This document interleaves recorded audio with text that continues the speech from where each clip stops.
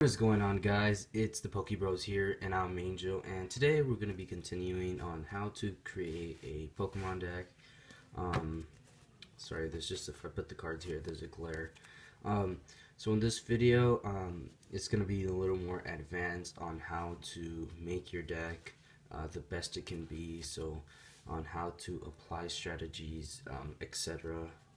And I know in the last video was kind of just the basics on what do you need to create a deck and like some of the requirements, but in this video I'm going to be giving you guys legit tips on how I think and I've seen, because I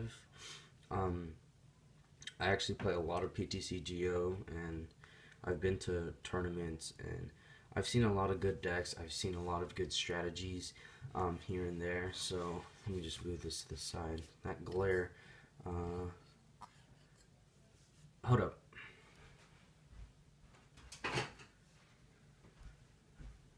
We'll go a little more natural lighting. Yeah. So, and I will just kind of tell you guys the best I can. These are one of my two best decks that I do have. It would be a Donphan and a Night March deck. Here's the thing. Before I get into these two decks on how to make your guys' deck the best it can be, every set does come out with specific decks in mind. For example, I'll start with Phantom Forces, one of the latest sets other than Primal Clash. Phantom Forces came out with two different came out with two different decks, and these decks were kind of like specifically made, like the set specifically made the cards, and you can tell because they do correspond with each other, and the fact that they really, not that they're common, but like you can tell that the set was kind of like, the deck was kind of came from the set. So one of the best examples, hold up.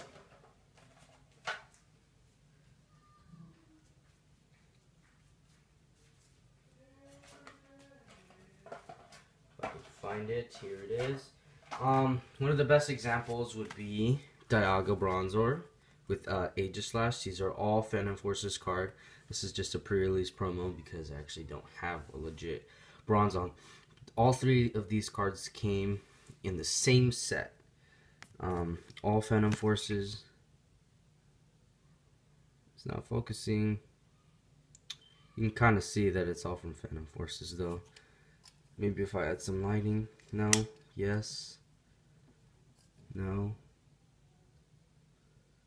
Well, they all came from Phantom Forces, and as you guys, as I said last time, what Dialga's attack does is that for 150 damage, which is a lot, you discard 2 fighting energy. And with this Pokemon, as long you can attach a fighting energy from your discard to one of your bench Pokemon. This is a perfect strategy. Came out in the deck. The second one would be Night March. That you have all these Night March users. They all have the attack Night March. There's only 3 different Pokemon. And with this, a Battle Compressor, you can search your deck, and for up to 3 cards you can discard them. Which in that case, if you read what Night March does, which it does 20 times the number of Pokemon in your discard pile that have Night March. So you can pretty much discard Night March users without your opponent taking a prize. And that's how it works. Like you can start putting in damage. Donphan's strategy is a little different. You can take it many ways. Common way would just be spinning turn into the Robo Substitute, and you know it's kind of a stall thing, but you're doing little damage, and eventually you will knock out, or you'll just be setting up while they're taking down your subs, and eventually you should be ready for the wreck attack. Another set, Furious Fist, the Lucario Machamp. That's a perfect example of how the set kind of, you know, announced that deck, you know, because it's just so obvious. thinking Flash Fire. There was Mega Heracross with Pokemon Center Lady, and you just heal. Mega Heracross Dusknoir. So there's those. Genesect Virizion is a perfect one. When it came out in Blast, I mean, it was just so obvious of how good those Pokemon were together, and how the cards were just like, it was like a perfect deck. Next thing I want to do is you could play off of these ideas of using a Night March or something like that, and those, I'm not going to want to say basic, but those types of decks that actually, they have a really, really good strategy that it's obvious. Here's the thing, there's variations of decks. Like, for example, what you could do with your Metal Link deck is, let's say you have Dialga in the field and you have Aegislash and Bronzong, and you use Full Metal Blast, but Bronzong only lets you attach Steel Energy to one of your bench Pokemon. You would rush in with Keldeo, making your Dialga benched, and you can attach those discarded energies to Dialga. And if you have a Float Stone, which I don't have with me, but it just gives you free retreat cost, you could retreat back into Dialga, and boom. So that's a perfect strategy using two different sets. This is obviously Boundaries Cross, and this set is obviously Phantom Forces. So there's different variations of decks. I can't really go through every single variation because there are many variations of decks. Night March, for example, I do run a variation with Flareon, which Flareon lets you you do 20 plus 10 damage for each of your Pokemon in your discard pile. So you're trying to discard Night March users, and let's say, that's it, all your Night March users are down, which this is 12. This is 12 Night March users in the discard pile, and you'd usually use Flareon late game. Well, guess what? With this Vengeance, for just 2 colorless energy, you can do 140 damage, which is pretty much a lot. It can knock out almost any non-regular EX Pokemon, in which that case, towards the end of the game, you would use Flareon to get, those final 1 or 2 prize cards. Another example, this is a really, really good example, but I would have to move my camera to get the binder. Sorry. Another example of a variation for Night March would definitely be Tank Gourgeist. I don't have the cards to make that. Hold up, I'm actually gonna have to move the camera. I kind of just do that. So another example would be Tank Gourgeist, in which that case, I'll show you guys, because I do have a Tank Gourgeist, but it's in my collection, and those Giraffe eggs always fall.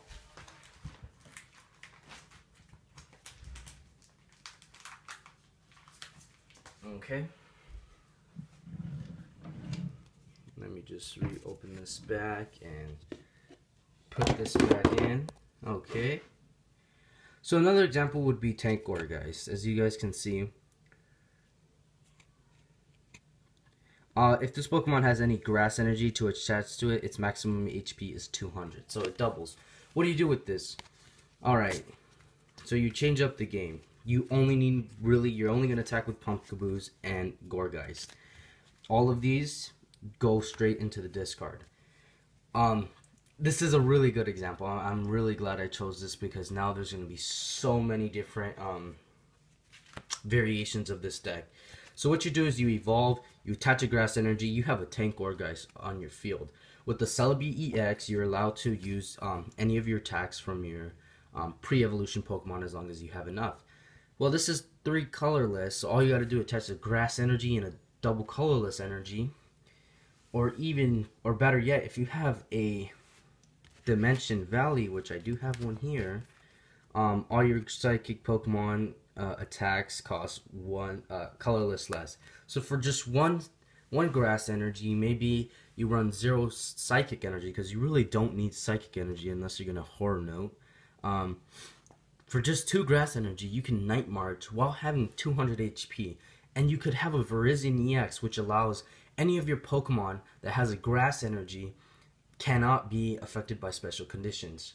Now, since the release of Primal Clash, you could take out that Celebi EX and add the Memory of Shrines, which it allows you to do to use your pre-evolution attacks as long as you have the same amount of energy.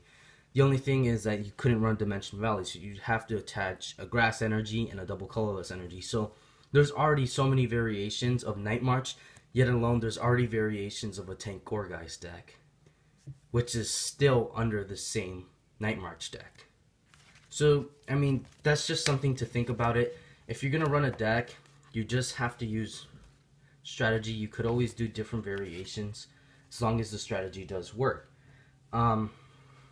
And so before I get into the decks, I already taught you guys the different variations of strategies. Let me get into the staple trainers because this is very important nowadays. Pretty much, if you guys don't know, a staple trainer is pretty much cards you should have in every single deck. And there's only a few. Let's see, I think the other card is in here.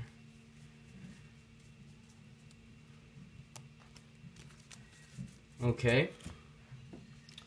So, I'm just saying, these, in my opinion, are cards that you should have in every single deck, period. VS Seeker is probably one of the best cards that came out in Phantom Forces, which allows you to put a supporter card from your discard into your hand. So, let's say you don't have any supporters in your hand. Boom, VS Seeker, get that one supporter that can win you the game, and boom. Perfect example on how this card comes in handy is Lysander. That's another staple. Lysander is probably one of the best cards just because you don't need to flip. So, you know, catchers are a little risky. It's a 50-50. But why risk the game when you can automatically win? So, let's see. I think I can do a little example. Let's say this Fanfi was going to tackle, and this Pumpkaboo, which obviously, let's just say it's left to 10 HP. But guess what? There's a Robo substitute in front. So I have to take down this sub. Once I take it down, this Pumpkaboo is going to take down my Fanfi, and I'm going to lose the game. Perfect example is I would VS Seeker, and I would get a Lysander out that Pumpkaboo, putting this Robo sub back to the bench, and it's dragging out the Pumpkaboo to the active, and boom, you win the game just like that. So that's why VS Seeker is a good play. I wouldn't run one. I say 2 to 3. This is just a really good card. It can help you out in bad times. Like if you don't, let's say you used, you know, maybe you used a Caitlyn or something, but you kept your VS Seeker, and guess what? You drew cards and they're awful. You can VS Seeker, get that back, or do whatever you want. So before I get into supporters, this is a 50-50. It's an Ultra Ball. Ultra Balls, I mean, there's so many different types of Pokeballs that are coming out. I mean, Dive Ball, Repeat Ball, there's Great Balls, there's Pokeballs, there's the Master Ball, A-Spec. I believe that it really depends on what type of deck you're running. But at least have one Ultra Ball. I have one Ultra Ball in Night March deck. It just lets you just discard 2 cards and you can draw, and you can get any Pokemon you want. So it's just a really good card. This one, it's a 50-50 card. It's a Chorus. I would say only use this if you know you're going to use up your bench a lot. I don't use this in Night March because I try to minimize the amount of Pokemon on my bench, because since they have such low HP. But as for Donphan, I mean, you're setting up like 3 substitutes. You have your Donphan, maybe another Donphan, set it up. So, you know, Chorus is a really good card for that, because if you guys don't know what it is, you shuffle your hand into your deck, then draw the number of bench Pokemon in the whole game. So that's a really good card. Like I said, Lysander. Lysander is probably, if I say anything, I say you have to run this card, period. If you don't, you can obviously run Pokemon catchers. Those are just the risky Lysanders. And the good thing about catchers is it's a trainer card, it's an item card, unlike this, which is a supporter card, so it does use up your supporter for the turn. But I'm saying Lysanders win you games, period. I've lost because of this card many, many times, but I've also won because of this card. Next up is N, probably the best card that came out in Noble Victories and reprinted in Dark Explorers. What it does, it's each player shuffles his or her hand into his or her deck, then draws the number of prize cards, so that's how many cards they draw. This is the really good card. Not so good towards the end of the game, but let's say you don't have a good hand and you get an end, boom. This changes games. The only risky thing is that, let's say it's the beginning of the game and your opponent has one card and you have like 10. Playing an N isn't the best choice because you would be giving them a hand. But let's say they had 10 cards and you only had one. N would be a great play because you'd just be messing up their hand. So it's kind of a risky card, but I think every deck should have them. I think I run 2 in each deck, yeah. Next is Skyla. Skyla, Boundaries Cross, hasn't been reprinted. I'm kind of scared that this thing is going to get banned soon in the next rotation. But it allows you to search a trainer card, reveal it, and put it into your hand. Any item card, whether it's a supporter, an item. This allows a trainer card. Sorry, it lets you get a supporter, a trainer, a stadium, a tool, anything. This could change games. For example, if you had a Donphan set it up and you're going against a Mewtwo EX and you're about to wreck, but you don't have that stadium you need, so wreck does more damage, as you guys can see. What wreck does, if there's any damage, this does 60 more. You'd Skyla, get that stadium, and bam, that is game. So Skyla, I mean, it does use a supporter for the turn, but it's really good. Next up, there's many what do you call it? There's many disagreements of this card, but Professor Juniper or Professor Sycamore, I don't have a Sycamore with me, but Professor Sycamore and Juniper, I think everyone should at least run 1. I run 4 in Night March. You really need this could be really good. Let's say, I don't know, let's say you don't have a hand and then you just draw this card, boom, it's a free Juniper. You get automatically 7 cards instead of having to wait. This is really good. I mean, it can change your games around, but again, let's say, you know, you have a hand and you only have 4 Donphans in your hand, and you know that's the max Donphans you have, and you only have a Juniper. It's a really bad hand. It wouldn't be worth the Juniper, because then you'd have to discard every single Donphan you have. There would be no point into playing the Fanfies because they can't evolve. So it is risky, but again, it does really come in handy. There's other staple trainers that can be considered, but I believe these are, you should at least have 1 or 2 of these cards in your deck. At least 1 or 2.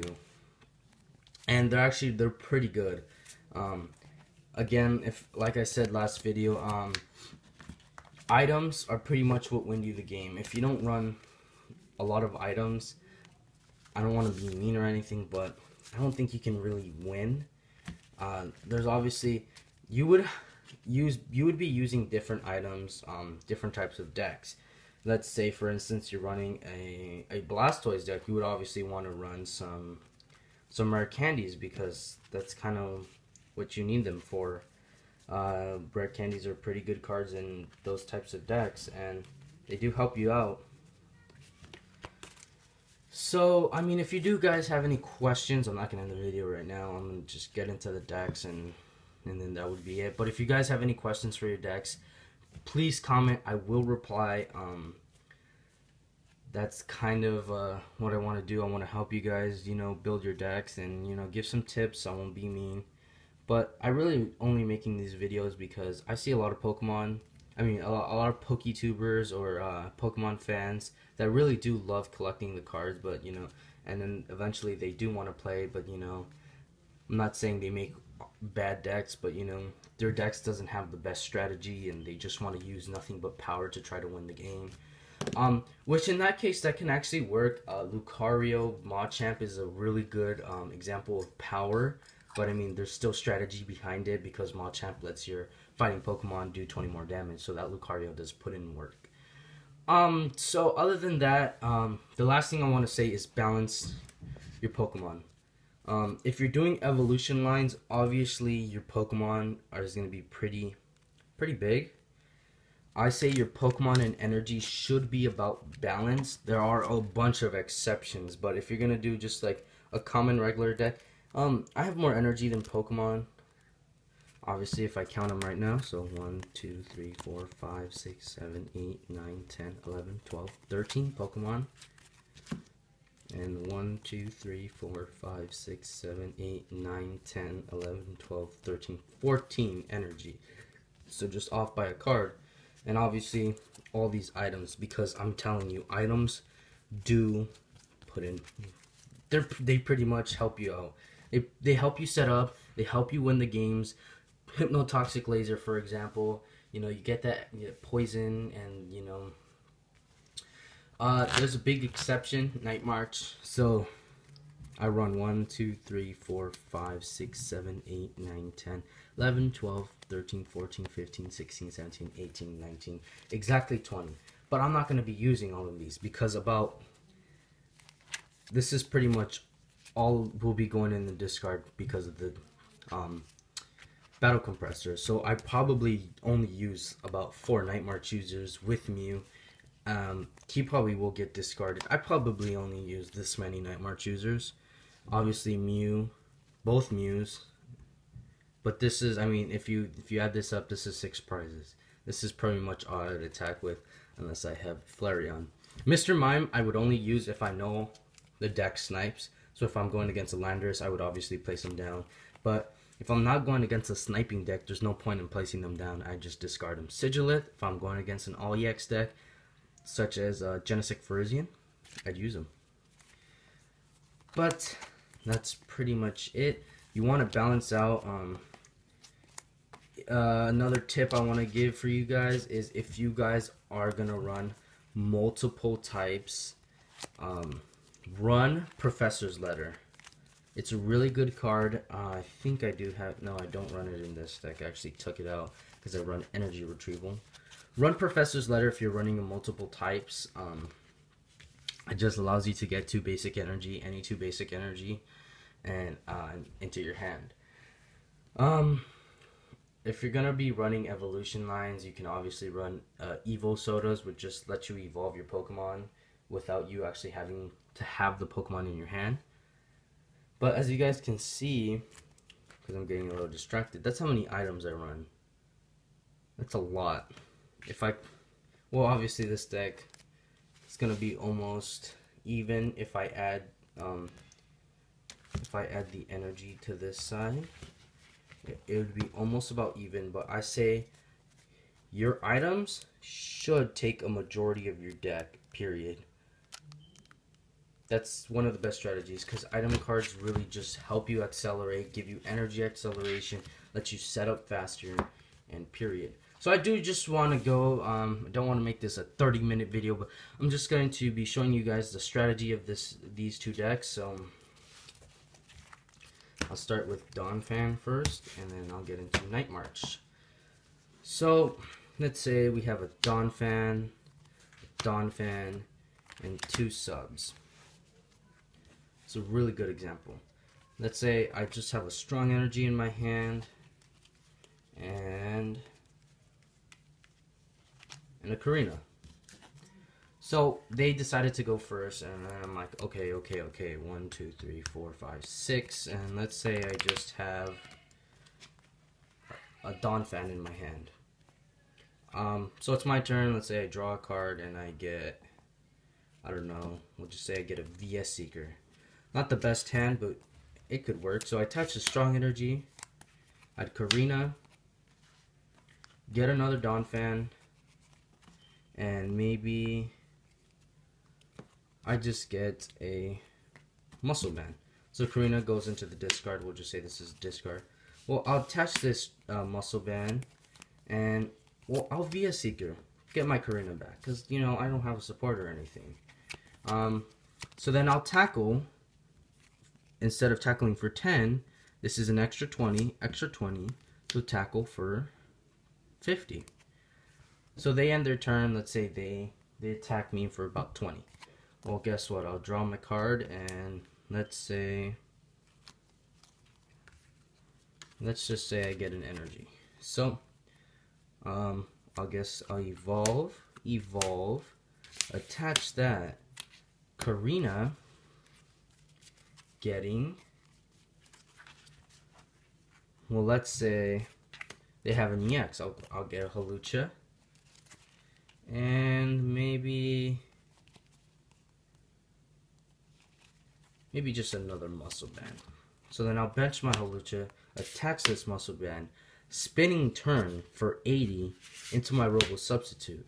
So now they'd have to knock out my Robo Substitute. I can take out Donphan, do another 80, retreat, go into this substitute. They have to knock it out. And so I go into here again, doing another 80, which is about 240 damage already, which could knock out any EX, any Pokemon, period.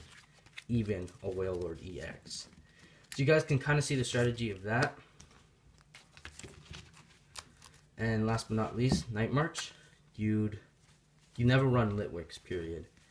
So let's say you have Joltik, a Mew, an Eevee. Let's say you had a pretty bad hand and you only have a Psychic Energy. But guess what? You have a Computer Search. 2 of those, so that's 1, 2, 3, 4, 5, 6. That's 7 already. So let's say this is your hand. This is actually a pretty good hand. So no supporter, only 1 item card. That's the risky part of Night March, that you're running so many Pokemon. Yeah. So what I would do is I'd place him in, I'd bench him in. Let's say I'm going second, and I'd bench him, right?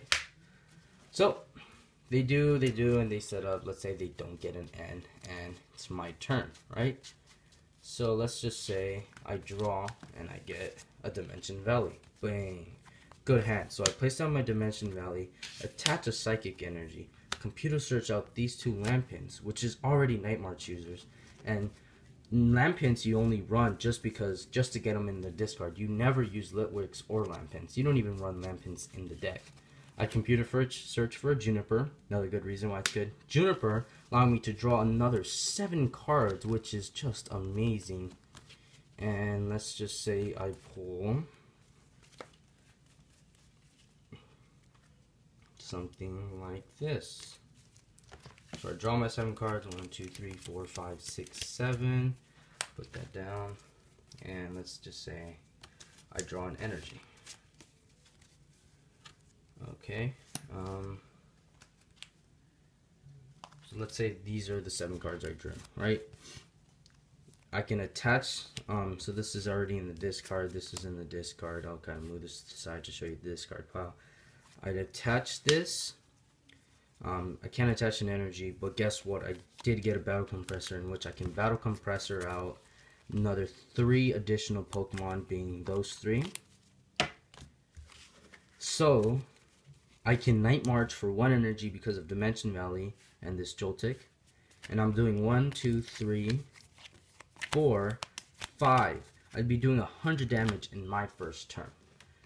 So that's kind of the strategy for that deck. You know, you just have to discard those Lampins and just be wise about how you discard your Joltiks and your Pumpkaboos. So pretty much just a little recap. If you're gonna make a deck, try to have some strategy behind it. You might want to do a little research on what some Pokemon does, and you know, if you can obviously see that, you know, these Pokemon were kind of made for each other, like Lugia, you could do Lugia Deoxys, Thundurus, Kyurem Deoxys. There's cards like that they're pretty obvious, but you know, now since new sets come out, you can make so many variations of the deck. And that's pretty much it. So I hope you guys enjoyed the video. Next video I'll be going more into the rules and how to play. This was a little more advanced tips, you know, on how to, you know, make your deck the best. So just add staples. Make sure you even out the amount of energy, Pokemon, and items. I always say items should take 30 plus of your deck. So exactly half or more than half of your deck. And that's pretty much it. Again, if you guys have any questions, or if you guys wanna, if you guys know a strategy and you guys just need help, just comment down. I'll be more than glad to help you guys. So maybe I'll do a PTCGO, kind of in depth on how to build a deck, because I know I wasn't really building a deck here. These were already pre-made. So actually I'll do that. So after teaching you guys all the rules, I'll teach you guys how to build a deck on, well, PTCGO instead of in real life. I'll build the deck on PTCGO and then I'll kind of tell you guys the rules. So that would be the next video, and I'll teach you guys how to play. So I hope you guys enjoyed the video. Please leave a like and subscribe. I'll catch you guys later.